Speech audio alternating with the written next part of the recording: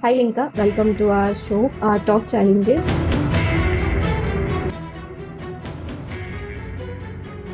And we are honored to have you in our podcast. Thank you so much, Pragati. Very, very happy to be here. It's an honor.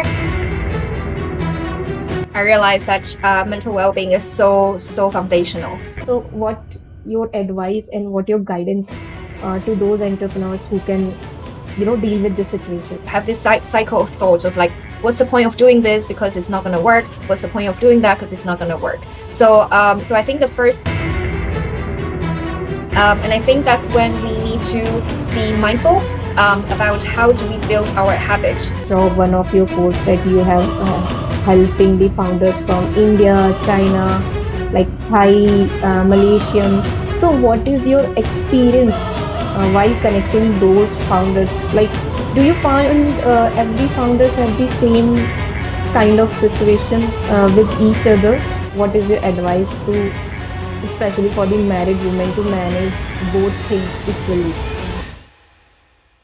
Hi Linka, welcome to our show, Talk Challenges, and we are honored to have you in our podcast. So, before going further, can you just let us know about your journey being a mental health coach and how your journey start being a creator to be a mental health coach and what excites you to be in this field? Sure. Thank you so much, Pragati. Very, very happy to be here. It's an honor. Mental health is a topic I'm personally very, very passionate about. So I am a mental health coach. I am currently also working in UNDP. So my journey started with primarily around youth development, youth empowerment, entrepreneurship, innovation, leadership, along those lines, and then as well as community building. So I've worked on all these areas and perspective for around 6-7 years. I feel like these are things I'm personally very, very passionate about. I find meaning in my work. I love the people that I'm working with. But then, at one point, I realized there's a lot of very, very, very strange energy around me. I can't really them down, and I started to feel very, very drained. And then reflecting back, I think part of it was because of burnout. Part of it's also because of having that very, very strong imposter syndrome, feeling like, I'm not good enough, I'm not qualified to do this. So all this kind of feelings was accumulating and started to become overwhelmed. At the same time, apart from, working in the UNDP, I also have some entrepreneurship initiatives. I was part of the co-founding team of various initiatives. So I'm kind of like spreading myself very, very thin, trying to do a lot of things at the same time. So at 2023, I realized that, all this kind of emotions and then things I feel like I'm responsible for really, really drain me to the extent that I'm not able to really perform. I'm not motivated to do anything. So that was a really conflicting feeling for me because I was really don't understand. I love my job. I love who I was working with. I love everything seems to be there, but why can't I have motivation? And why do I feel like I don't want to do anything? And not being able to do anything for the community, I feel like very, very guilty, and I feel shame of not being able to do something. So with all these things coming together, I realized I take a step back and rebuild myself. So I took it easy, spent some time doing some self-discovery, soul searching sort of things. I also was very fortunate to have my own coach who helped me identify some of the energy thoughts in my mind that has really, really strong in criticizing me. So and I feel like once I was able to identify those voices, I was able to break myself free from those inner chat, and I was able to talk to myself more positively, more encouragingly, as if being the CEO of myself, trying to manage myself with a good leadership. So and then I realized that because of my personal journey, I realized that mental well-being is so foundational, right? Any one of us could have that kind of episodes. Even though entrepreneurs entrepreneurs we are like being seen as people who are very self-motivated, self-driven, actions-oriented, but there are still moments like we feel like we just need some support, and not because we're defeated or not because we are not capable, but because we want to do it better. So I took time to do a degree in psychology. I took time to do a lot of trainings and to really understand our mental well-being, how it's connected to our actions, our motivations, and then I came back to the team, and now I'm supporting entrepreneurs with mental well-being. Yeah, so I think your story is very inspiring, and whatever you are doing, the entrepreneurs, by just guiding them with your experience, and because I also feel that being a founder, being an entrepreneur, it's a very difficult journey, and sometimes we just go through with a lot of stress, and we want someone who can hear that time, that the difficult time. Someone can hear us, someone can guide us as well, and just burn out that stress, so we can move forward instead of taking the step back. So like, you are doing the great thing, and I love to ask you a few questions about how the entrepreneurs and the founders can save themselves from that stress and being in that situation. So Linka, like, I'm also the founder, and being in my early days, I'm also being so much stressed out when I don't have the right team, whenever I go for the pitch, and sometimes what I want, it is not according to the path which I decided to go. So like, how entrepreneurs and the founders can learn and go with that situation where whatever they have planned, that is not according to go, and once the result is not as what we expected, then how we can deal with such situation which lead us somehow the self-doubt, so much stress, and when there is no one around us who can guide us or lead us, and the that depression and that stress sometimes holding us to take the failure path, like, okay, we can't go further, I think I just have to be stopped here. So that situation every founder go through with every time whenever they go for the pitching, while managing the team. It's a very stressful situation when they are unable to do it. So what your advice and what your guidance to those entrepreneurs who can deal with this situation? Yeah, that's a really important question. And I think I will break it down into two main parts. The first part is like why those situations come up. The second is what are some of the things that we can do to work with those kind of moments. So the first, the stressful moment, managing expectations, things are not going as are planned, etc. I think it's first of all, we all have expectations of how things should be, and seeing the things are changing, are progressing, are moving, it also gives us, ongoing motivations, right? There's actually science study to understand what keeps human motivating to continue to do something. The very, very important element is being able to witness, to understand the change that they're making, right? So if we say as entrepreneurs, we see the number is growing, okay, that's like one way to see, things are getting better. If we can't really understand, we can't really find out or see the changes that is already there, it becomes really, really demotivating. We started to come into have this cycle of thoughts of like, what's the point of doing this because it's not going to work? What's the point of doing that? It's not going to work. So I think the first part, feeling like stressed and not knowing what's going on, is not able to see any progress. So that's the first point. The second point, regarding the expectation setting and why are we clinging to that expectations, and what does expectations do to our mind, right?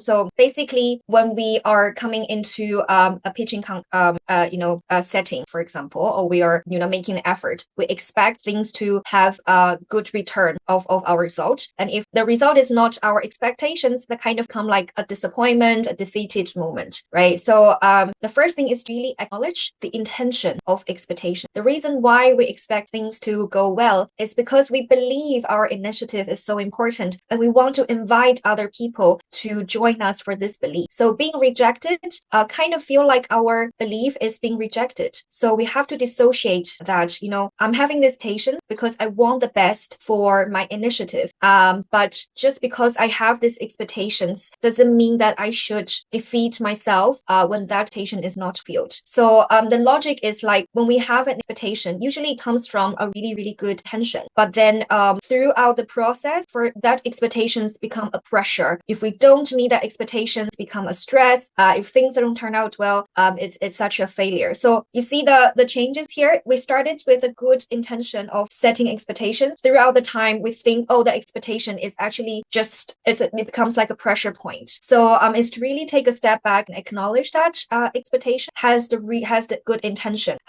So how should we deal with moment of stress and really understand ourselves? I think first of all is to practice mindfulness.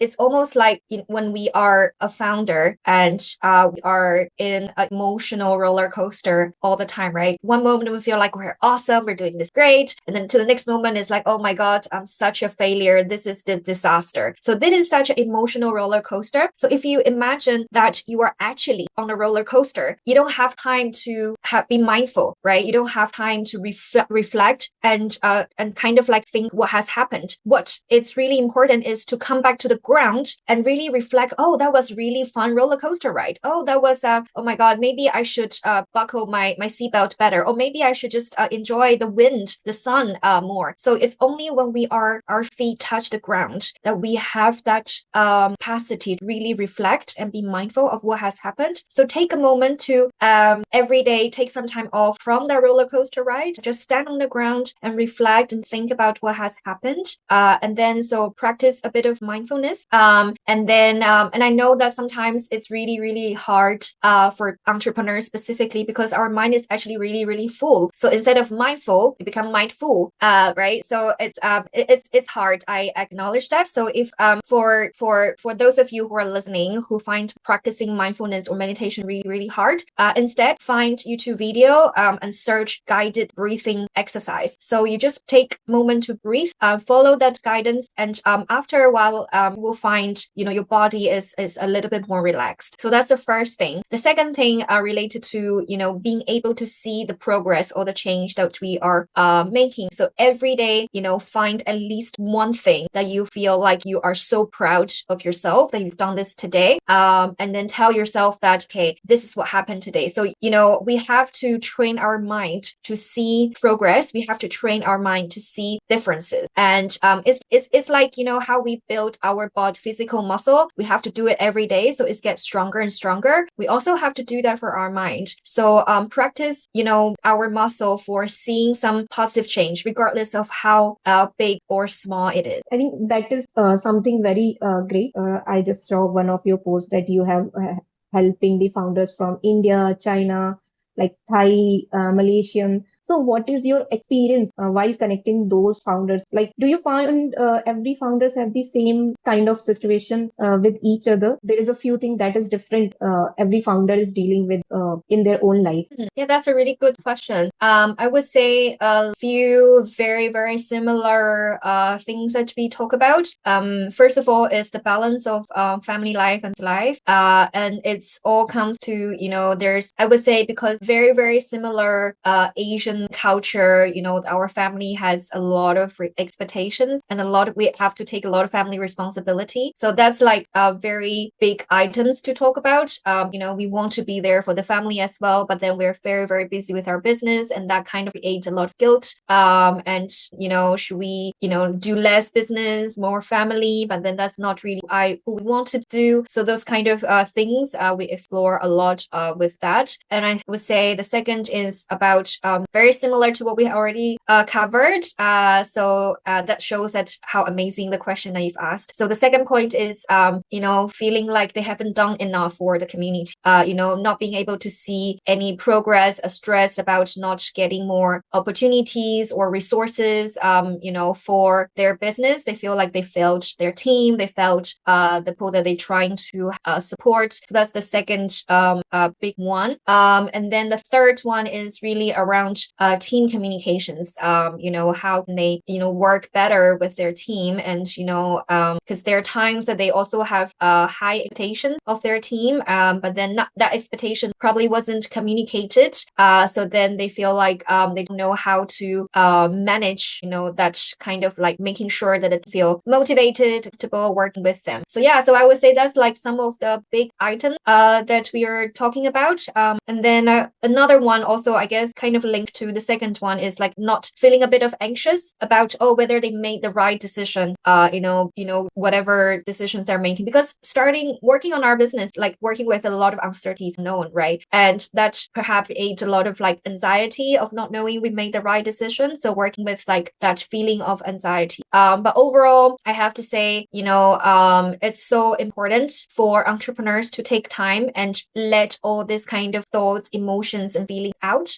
Because if we don't take time to look after them, they are trapped within our body. And if they're trapped within our body, they kind of like become a really energy consuming present, and then kind of like can't focus on what we are trying with our initiative. So take time out to really understand and process all these things so they're not trapped in our body. Let them out is very, very. Yeah, and I think this is the great advice. Like my also like there is a few question comes in that my mind. Like being a married woman, as you said, like you have also connected with few married women, and you know about our Asian culture that we have like women have so much pressure about the family, being in the family, being handling the family as well. Because currently I'm the single person, but like in the upcoming years, after 1 or 2 years, I'm also going for the family thing, like being married after 2 or 3 years. And like while connecting with the married women founders, they have keep few pressures from their family ends. They are not giving the right time to their family. They are not giving right time to their partners as well. So how, especially for the married founders, how they can deal with that situation as well? Like what is your advice to, especially for the married women, to manage both things equally when they have, like being in Asian countries, you feel a lot from this situation as well, because for the like we for the Asian, family is also equally important for us. Yeah, that's a really important question. And I think it's also a big question because it involves the partner of in the marriage, right? So I think it's really not for me to give any advice, because each marriage has different interaction. The best of whoever you're listening, the best of your situation. But what I can say that it's more about having that honest and open conversations with your family and really try to understand their expectation of you. Do they want why do they stop you from pursuing your entrepreneurship journey? Is it because they are scared of things are not going to turn out well? Is it because they feel like they don't trust you, things are going to be okay? If so, can you have an open and honest conversation with them and try to prove them a point to let them trust you? And obviously it has a limit, right? Once that kind of distrust is really, really toxic, find a way to stay away and keep that distance from it. And then at the same time, once you've done everything you can, being very, very open and honest with your family, it's also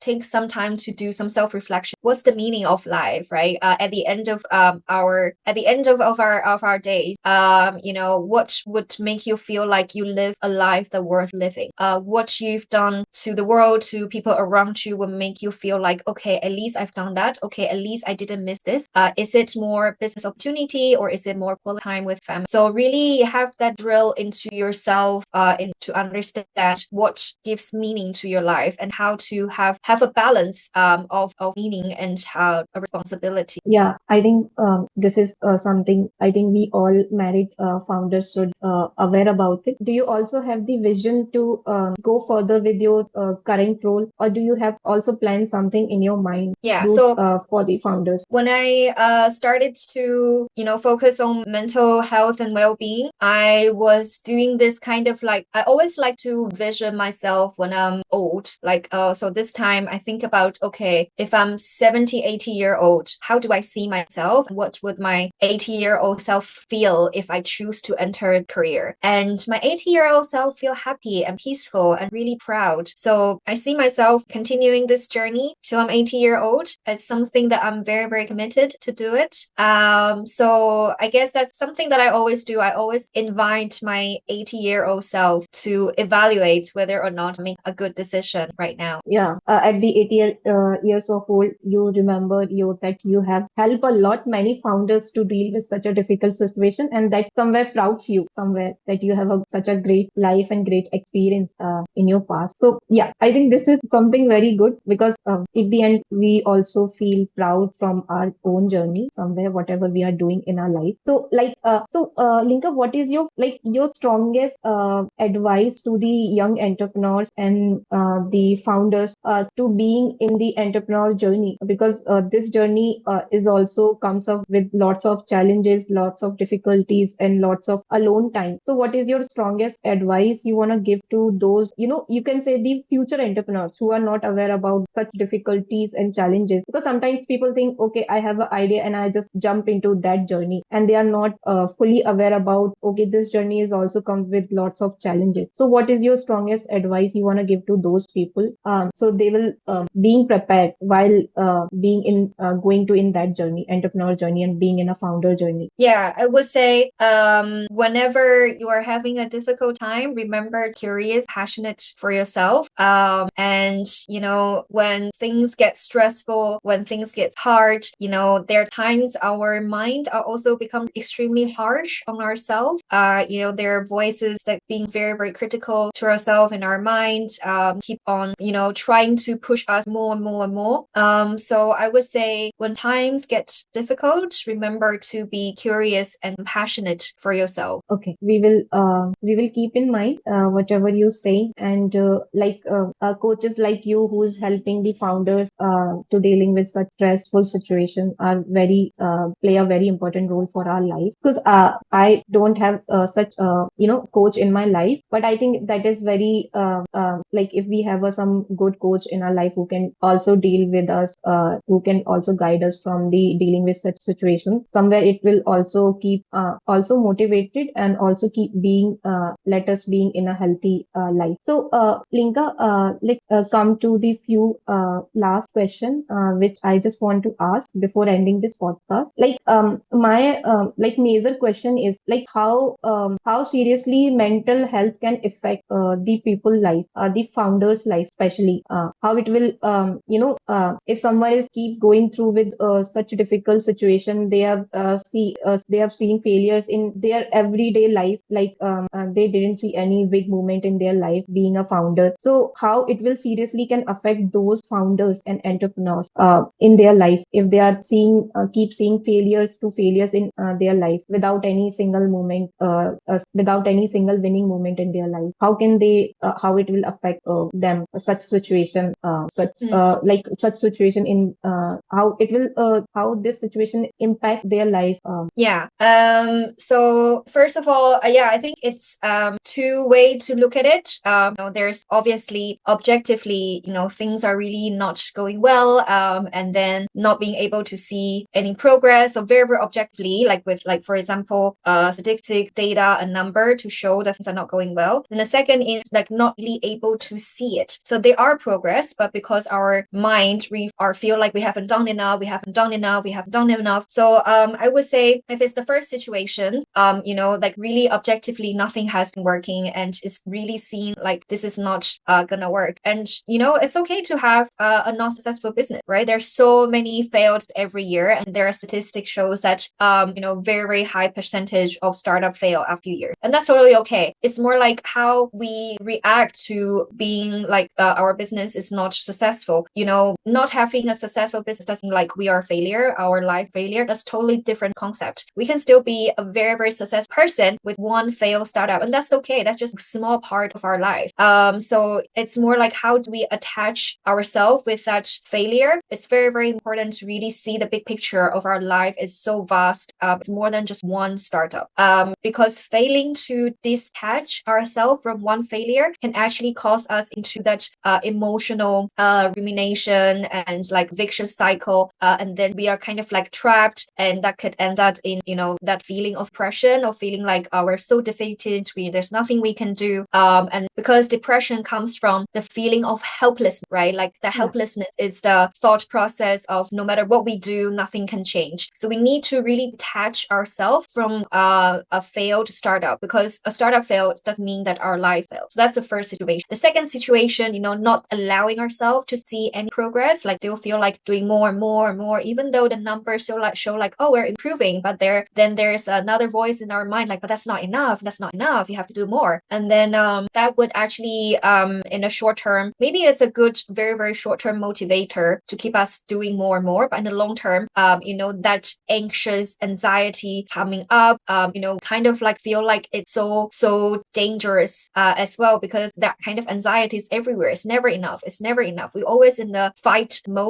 and survival mode. We always feel like be ready, need to be ready, and it's really, really tiring, really exhausting to be in that state. So that could lead to burnout, to shut down, could lead to just withdrawn from everything, because it's so tiring to do stuff. So and then it becomes like a too extreme. You go from like doing everything and caring about everything so much to suddenly shut down, nothing, you don't have that past care for anything at all. So then that's like burnout. That's like also there are times be like panic attack, anxiety disorder. So so they're like two this kind of major thing that I can think of. Yeah.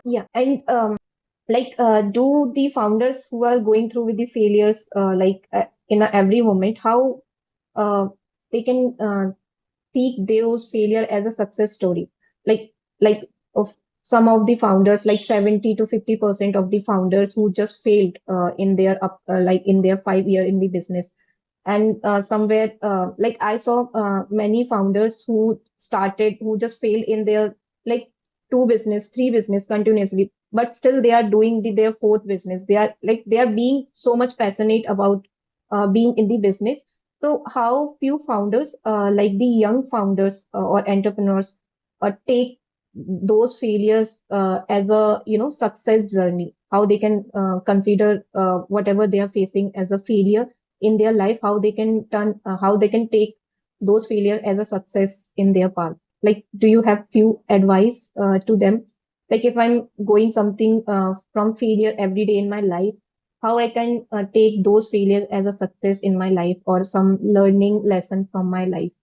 Okay, so sorry, you might want to cut this part out. Are we finishing soon? Because I'm kind of like I need to go. Yeah, It's overrun a lot. I kind of like have a lot of yeah, other we things will. Yeah, yeah. we So I will just finish need to in know 10 what's your within 10 minutes. Yeah. can we? Is there still a lot of questions? Because No, no, no. We don't. I think we are come to the end. how many questions left? I will ask only one question as you are going somewhere, so I won't Yeah. ask so much. Yeah, because I planned to finish like 15 minutes ago and I have already made Yeah, others already. So sorry about that. If I know no it's longer, problem. then I can plan more time. Yeah, Okay, so how can they change their perspective of feeling like they're a failure? I think it's the most important thing is to build a support system. So support system are friends, family who know, or partners who know your true self, who really see how much effort, time that you are working on. So just an example, I think so I have my support system with my family, with my partner, with my friends. So whenever I feel like okay, my mind is telling me this is disaster. I'm a disaster. I'm a failure. I don't deserve this. I ask my friends, I ask my support system, is it true what my mind is telling me? And then they will tell me they will tell me the evidence that my mind is lying to you. And the reason why my mind is telling me that I'm a failure is that she wants to push me to work harder, because that's the only way to she believes that's the only way to be successful, right? So maybe that's she say that with a really good intention, because she wants me to be successful, but she say it in the way that makes me feel so bad, make me feel so devastated, make me feel so disappointed in myself. So then because I was able to see the external voice from my support system, I was okay to like not let that that critical voices in my head bother. And then once I have that support voices from my support system, what I can do is like to really acknowledge critical voice in my head and just be like, oh, okay, I know that you want the best for me and you want to push me to do more, but you have trust that I have this pro, things are gonna get better. And you have to and then is there any way you can motivate me and push me instead of judging, criticizing me? So no, trying to build your support system, try to really acknowledge the intention of the voice in our mind telling us we are a failure. They want the best for us. It's just maybe when we are growing up, the way our parents, our teacher, how they tell us, it's also maybe a not very encouraging way to motivate us to do more. So then our mind learn how to communicate from them. But it's different now since we're all adults. We know what's the best for us. I know that I work the best when I hear encouragement, because then I want to do it. I want to because other people encourage, so I feel like I'm motivated to do it. So I need to train my mind instead of criticize me like how my parents criticize me and thought that because they still want the best for me, right? But they criticize me, so then I can work harder. I tell my mind like that doesn't work for me anymore now. I need encouragement, so then I can work harder and I can do better. Yeah, I think this is the great, because I also feel like few people also feel that being around with the right people also help you to see the success in your life. So let's come to the end of this podcast, and I just want to ask you one last question, which I think it's a very important question, which I that is related to your journey, and you can give few guidance to the others founders too as well. So like what is your five best career advice being in a mental health pool you want to give to the founders from your own experience you have learned from your own life? So what is your five best advice you want to give to the young founders and the entrepreneurs?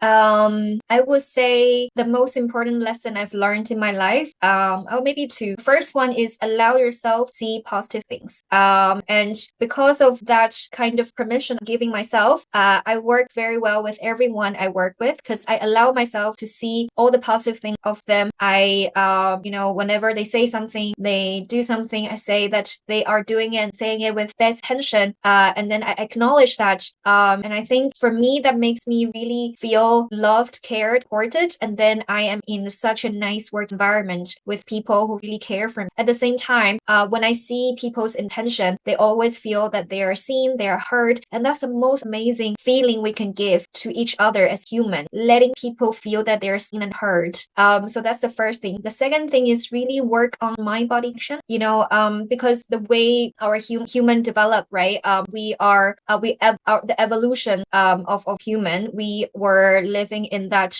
like thousands of years, we were living in like hunter-gatherer stage, and then we kind of like now we have this cognitive thinking, reasoning, like logical thinking, right? So our primitive thinking always comes first, and that is like how our body feel and sense danger and safe, and all this kind of thing. Our body is always 0.3 seconds ahead of our mind in terms of like sensing and understanding the situation. But because our body can't talk, right? Our body can't put its feeling and message into words. So we have to let our mind and our body to work together to really understand what is my body is trying to tell me. So having that mind body action is so important. Yeah, I think you shared the best advice, especially the last one I really like about like your body and your mind should be same. And I never aware about like we have like such a situation in our body as well. So thank you, Linka, for sharing your advice and your journey with us. And hope we will meet soon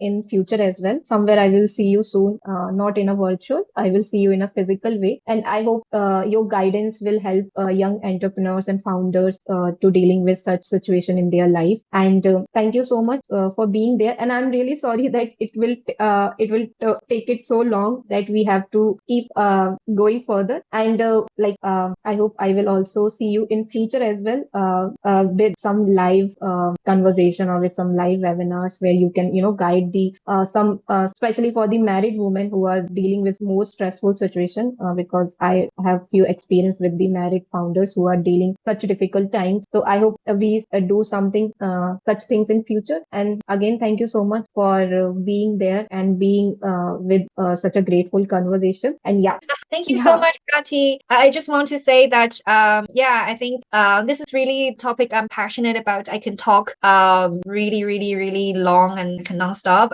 If I have more time, I would. But I guess the fact that we talk so much, we really enjoy this conversation. That's why the time goes by so fast, right? That means that we have a really good time having this conversation. So I'm very grateful and appreciate this opportunity. I feel like really thankful that you give me this opportunity and you make me feel very special. I feel very privileged to be part of this. So thank you so much.